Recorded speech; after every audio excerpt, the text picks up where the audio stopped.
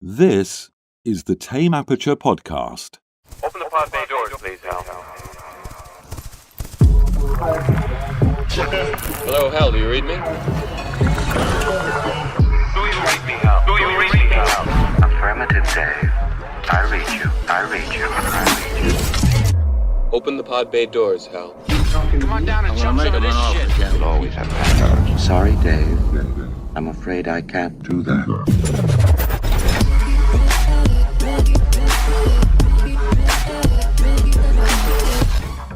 Welcome to the Tame Aperture podcast, where we talk about all things movies, from first-time directors, indie films, art house, and much, much more. In this off-book episode, we're talking about the numb-faced, drug-fueled horror comedy Cocaine Bear. It stars Kerry Russell, Alden Ehrenreich, O'Shea Jackson Jr., and Ray Liotta, and is directed by Elizabeth Banks. Here's how Rotten Tomatoes describes it.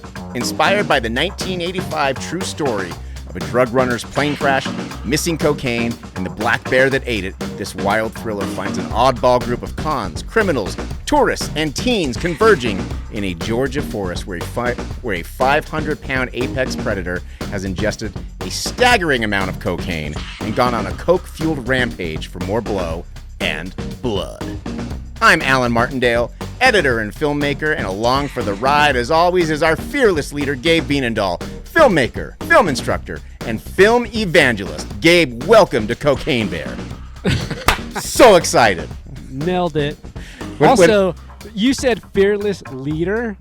If it's between me and you and that drug-fueled cocaine bear, I'm not a good leader. Hey, you know what? We would have a foot race at that point, because I just don't want to be the last one.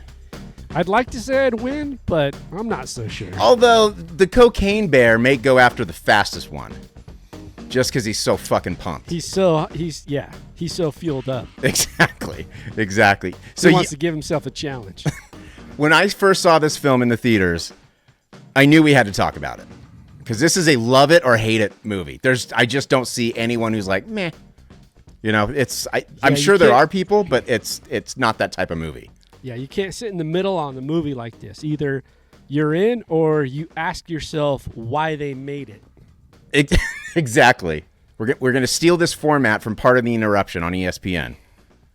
Classic. We're going to shamelessly just steal their format. Just Michael and Tony, we're not half as good. No, and we'll never will be either. I mean, Wilbon, right? Kornheiser, like, it is what it is. Yep. No one understands that reference but us. Old people like us do. Anyone listening to the podcast going, I thought we were talking about movies. Why are you talking about two old guys?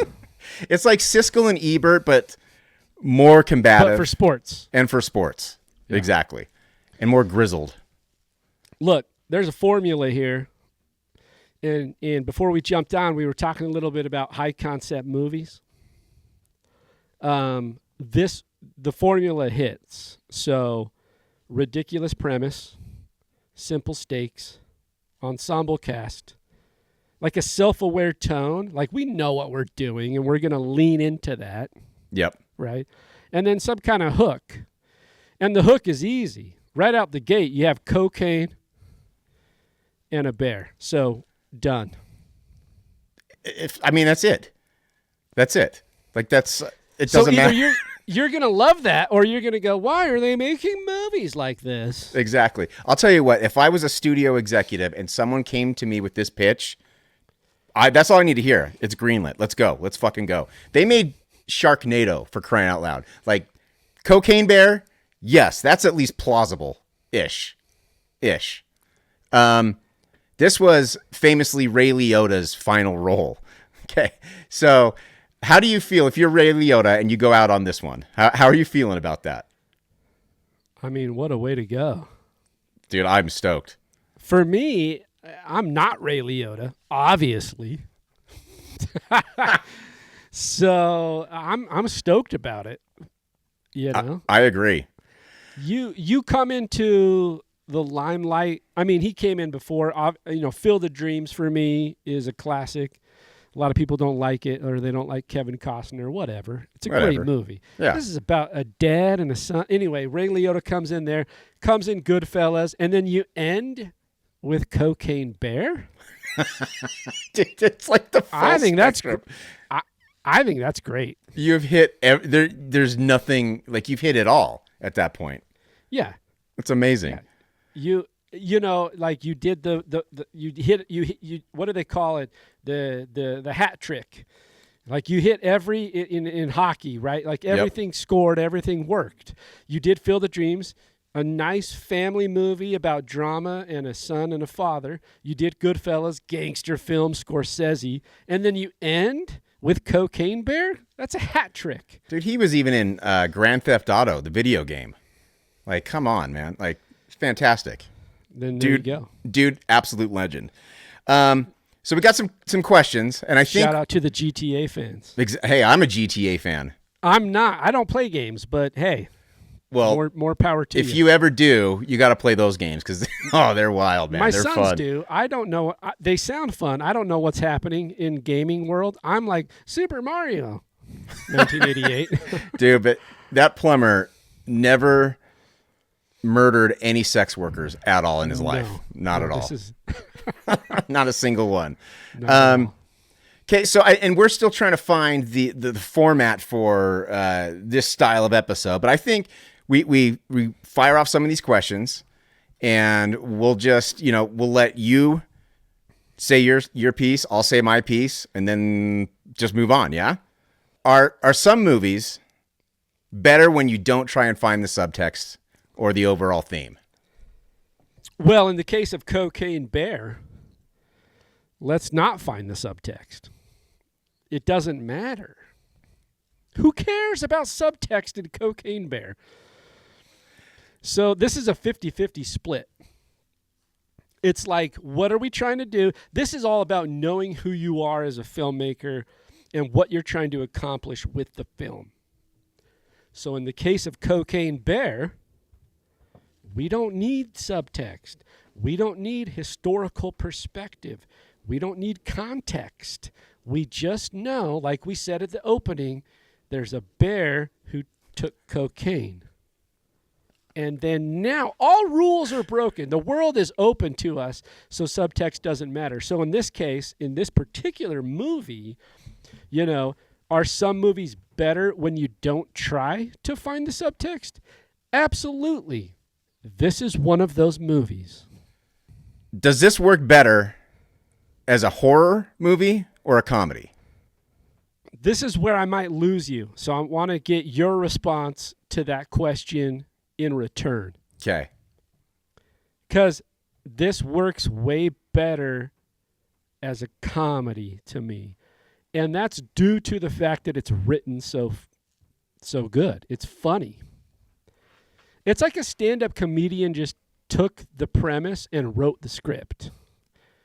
Because there's so many pieces in here. There's one character in particular that I think about who, and it's, and this is more, his name's Alden Ehrenreich. He played Han Solo in the Star Wars film. He was also in Weapons. He's also in Weapons, but his performance, and he's great as a performer, but the writing is hilarious. Yep. And he plays a character called Eddie. And so for me, this is way more comedy driven than it is horror film. But I'd be interested to hear what your response is, because you're more of a horror fanatic than I am. But this is just, it's absurdity. It's silliness. And it's really funny. It's hilarious. This is definitely, it works best as a comedy, no doubt. I guess if I would have thought about it, I would have been like, oh yeah, it's definitely, it's a horror too. But I was watching it with Jess, my wife, and she got freaked out at a couple points. And I didn't at all. And I was like, oh yeah, it kind of is scary, I guess, if you aren't totally desensitized like I am. But you're right. This works 100% as a comedy. And it should, like, if you would have just gone straight horror with this, it would have been terrible. Maybe not terrible. It wouldn't have worked like it does. Because the comedy is what drives it. Every character, I loved every single character. There's not one I didn't just love. And even the little snotty kid, and of course his name is Gabe, at the beginning. Of course. Why wouldn't Of course. the little bratty kid. God, Gabe. Totally me. Totally you, 100%. Punk ass bitch. Punk ass little bitch. I could see you throwing shit at people from the ball pit when you were a kid. I could totally see that. But even him, I loved him. No, I was actually a really good kid until there was an authority figure that like abused it. So like I was very obedient, but when there was that one person that was kind of a dick, Yep. that one teacher or whoever, then I pushed back a ton. Then Good. I was really Gabe. Good. Because that's what they deserve, man. They deserve full on Gabe mode. But it 100% works as a comedy. It should not be taking. You can take the horror out, but you can't take the comedy out. Yeah, you can. Well, I think that's what it is, though. Like even at the end, Tommy says we're cokeheads now. It is. So this is what I'm saying to you is like you're like, oh, it's a movie about kids and being a latchkey kid. No, it's not, dude. It's just a fun movie. We're cokeheads now. I mean, he says his exact quote is, "We got the bite, and now we're all about the life." Yes, so good. I did love his one line when he asks, I think her name is Dee Dee, "Do you think my dad has done cocaine?" And she turns to him and says, "Your dad has definitely done cocaine." It's just so good. To see the children actually eat the cocaine off of a knife. When that happens, I know what kind of movie this is now. This is awesome. This is what I want. Is this film going to be remembered in 10 years, even if it's just as a cult following? Or is this a film that will just be forgotten? I could say the cult following, but is it at the level of like a Mel Brooks cult following? Probably not. It probably gets forgotten. Do I think it should? Not necessarily. Like if you're looking for a fun time and you want to go like just enjoy a movie with your partner and just be like, we're just going to laugh and have fun at the silliness, which is what you do when you watch a Mel Brooks movie. At least I do as an old man. And I'm not that old, by the way, but old enough to know that I love Mel Brooks. And I go, this would be one of those. But I do think in 10 years, it probably gets lost in the grand zeitgeist of comedy farcical movies. Yeah. I hope not.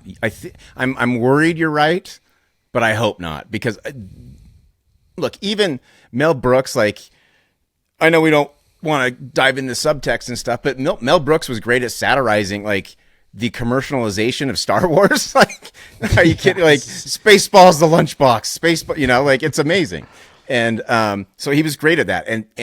But I do think that having that subtext, I mean, I don't want to continue this debate under this question, but having that subtext and having it actually saying something at times, I think that's what kept it has helped keep it in the public mind for so long. In Cocaine Bear, yeah, I think it's about family, but it's not like giving some strong message. It's not really satirizing anything. I'll give you that. We talked about the subtext. I'll give you that. I mean, at the end, it ends with the mother's going off to save. Here's the irony of the story, which is the mother bear saving her child. Exactly. So I get all that. Also, who cares? It's funny. Who cares? Exactly. I do want to say though, there's the divorced mom with a new, boyfriend. She talks to the ex-husband's wife or whatever. Tommy's dad is neglectful. The whole thing with Ray Liotta and his son and his grandson, and then obviously the bears at the end. Like, the whole thing's about fucking family. You're not wrong. Like, there is subtextual elements, but your question was really more like, are some movies better when you don't try to really harness and really dive deep into subtext? And that's where I think Elizabeth Banks does really a fantastic job, which is it's tonally there underneath, so the subtext exists, but she doesn't make it in your face priority for the story. And so I like that she did that. And so there are little pieces to it, but ultimately, it's better just to have fun and spend out of the $35 million budget, spend $15 million of that on the CGI bear. the best CGI I've ever seen in my life. It's great. It's Weta, by the way, for those that don't know, who did Lord of the Rings and all the other stuff. Like they paid I would venture to say, Alan, that a big chunk of this $30 million budget went to that bear. But it looks like shit. Like it does. And that's kind of why I like it too. Like it adds to it. I don't know that it looks like shit, but I think it looks to the style and the farcical the nature of the movie, if that makes sense, right? It does look like shit, and it made me like it more. Like it wasn't trying, this movie knows exactly what it was. She knew exactly what she was making, and she did not stray from it at all until maybe the end. That's a little up for grabs, but there's just nothing to not love about it, including the shitty CGI bear. Based solely on Cocaine Bear, are you in or out on her as a director? I'm in as a director. Like, what else has she got? I know as an actor, she's funny. Yeah. So, as a director, let's go. I'm in. I never would have guessed that I don't know her, obviously. I know nothing about her, just what I've seen from her on screen. But I never would have guessed that she would make a movie that just hits every one of my dark sensibilities. Because it hit everything. And she's also, I mean, a lot of what she started with was way back in the day. I think she did Wet Hot American Summer. That's right. As an actor. Yep. And so the roots are there in terms of the comedy and the silliness and the farcical nature. Yep. So I'm in. Yeah. I'm in too. I wanted to make more stuff like this. The world needs more Cocaine Bear. Okay, let's, as always, we got to talk about some ratings. Since this is a quicker episode, I picked one good rating and one bad rating from Letterboxd. And I didn't search super hard, so sorry if these fall flat. Do you want to start with the good or the bad? I'll leave that up to you. Alan he's like, I'm Joe Rogan. I don't do any research. I don't do any research or prep whatsoever. It's all organic. So hopefully this works. Exactly. Yeah, exactly. Let's do, I always like to start with the bad and just kind of get it out of the way. This is a 0.5 star by Matt Lynch from Letterboxd. Total piece of shit. It's one thing to try and make one of these on purpose. You can't. But this doesn't even have the common decency to have more than one joke. If you like this, you are a dumb baby. You are a dumb baby? Yeah. That was all. Okay. Give me your thoughts on that review, because I want to hear you first. Hey, Matt, go fuck yourself. I hate you. You are like...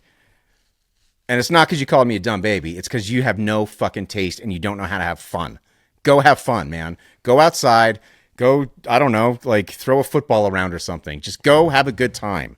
Don't take it so seriously. Telling us. Yeah, exactly. Sometimes we get way too serious. Well, what's the subtext of Cocaine Bear? You started off this podcast going, what is this?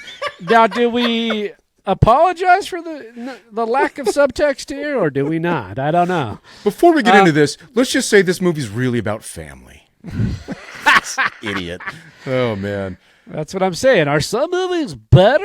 Yeah, Will they try for the subtext? Like, this movie's better because they didn't try to reach too hard. Like you said, go enjoy yourself, have fun, laugh a little, lighten up. Matt, why do you hate fun? Which, coming from us, Alan, on Tame Aperture, sometimes, like, that's a bold statement. It really is. Me especially, I take things way too seriously. Also me. That's what I mean. From us together, it's like, we're telling you to lighten up? Yeah, exactly. Notice how my voice went 4 octaves higher. Well, which is weird because my philosophy in life is just the opposite. But when it comes to movies, I take it way too seriously. It's so true, dude. That's like, I think everyone needs to laugh more often and like stop taking everything so seriously, except for my goddamn movies. So this is 5 stars by Bob McQueen. When I left the theater just now, it was snowing. A heavy dusting snow. It's easily the most magical I'm sorry. It's easily the most magical movie moment I've ever had. To leave the theater after seeing Cocaine Bear and white dust falling from the sky. Cocaine Bear. That's from Bob McQueen. And that is pure art. Either Bob McQueen is the greatest writer of all time, Yes. or he's poking fun at the white blow dusting. Like, I think so. Well, he gave it 5 stars, so obviously I think he's trying to match the tone of the film. Bob's the man. That's a T-shirt right there. Dude, Bob, I love you. I don't know who you are, but It's just a bear sitting in a parking lot while snow falls. Like a snapshot. The lamp of the light post is shining down. The snow's coming down, and it's just a big bear just sitting there while it falls down. And then it says, what's the words that it says from Bob? It says, what did he say? You want the whole thing? Just the pieces that are going to be on the T-shirt. Okay. Okay. It's easily the most magical movie moment I've ever had. To leave the theater after seeing Cocaine Bear and white dust falling from the sky. Here's the T-shirt. Bear, parking lot, snow falling, light post, and it just says most magical movie moment. That is it, right? That's it. Good job, Bob. We Thank got a you, Bob. T-shirt. Okay, I'm going to close it out with our reviews. I love this fucking movie. The ending was a little sappy. I mean, not sappy, but it just, I don't know, lost its tongue-in-cheek a little bit there, but that's fine. Whatever. Who cares? I'm giving it 8.4 knives of Coke. Good Lord. Well, quickly, IMDb's got it at 5.9. Yeah, fuck IMDb. 126,000 reviews. Rotten Tomatoes, 65%. And From the critics. Yep. 65 from the critics, 71 from the audience. So it's right there. And I'm going to go slightly above the audience. They're at 7.1. I'm going to go ahead with... I'm going to go 7.7. We got the bite, and now we're about that life. Okay. We got the bite, and now we're That's about Henry at the end of the that movie. life. Okay, That's 7.7. We got the that's bite. little Now Henry. we're all about that life. We got the bite, and we're about that life. That's awesome. Hell yeah. He says we're cokeheads at the end, a little kid, and it's Yeah, fun. that is pretty funny, dude. Because at first when he's talking about, all the cocaine he does, you're thinking, oh, yeah, okay, buddy. But then he definitely does. Like, he's definitely done cocaine. Without a doubt. I love it. So good. Okay, man. Like, I thanks will for... say this real quick. Look, it's a half-baked plot. That's from Rotten Tomatoes directly. That's from someone on Rotten. And so but this is where the high concept is unapologetic. It's we true. don't, because even like you said at the end, like it gets a little whatever and like maternally sappy. Yeah. For this type of movie. We've already set a tone that we don't need to change gears. But even with that said, like, look, as a high concept film, whoever made the green light at the studio at Universal made the right decision. 100%. Because, So, I mean, props to them. You think about, regardless, you're like, oh, that's going to make us money, But maybe you don't realize how good it actually is going to turn out. Yep. Props to them. Props to Elizabeth Banks and the whole cast. I think it's a fun movie. If you're looking for a good time, go to Peacock. Don't pay for the subscription. Sorry, Universal. Don't do it. Yeah, don't do it. Fuck you. We're not paying $8 a month, but get a free subscription for 1 week. Watch this movie. Yep. And it's totally worth it. All right, man. My closing thoughts. The word masterpiece is a word that's thrown around much too often these days. But this is a cinematic masterpiece. and you should definitely watch it. So that's going to do it. That's a wrap for Cocaine Bear. Don't agree. It is a cinematic masterpiece. Let's calm down with masterpiece. It is a cinematic masterpiece. I'm not joking. When we got done watching it, I think I said this after we saw it in the theater too. I said to Jess, I wish I made this movie. That's true. I would agree with that. Can you imagine? I also wish I would have made that movie. Can you imagine being on set for this? Oh, so fun. Like, I do wish I had actually made it, but I would love to have just worked on it, just to be there. Just the shit show that this turned into is amazing. It's just beautiful. It's a cinematic masterpiece. The Coke Show, exactly. Okay, that is a wrap, finally, on Cocaine Bear. Head over to tameaperture.com to check out all of our past reviews. Check out our YouTube. Go over to our YouTube and see this episode and see if it actually turned out well or if we need to sue Riverside. Just kidding. We're not going to sue you, but we will bitch about you if it sucks. And I'll cancel my subscription because I'm still on the 14-day trial. So I'm just saying. Yeah, so that's going to do it. Until next time, this is Tame Aperture. For Gabe, I'm Allen, signing off. The Tame Aperture podcast is produced by Dutch Angle Pictures in association with Studio B Productions. Listen, watch, and subscribe on Apple Podcasts, Google Play, Spotify, and YouTube.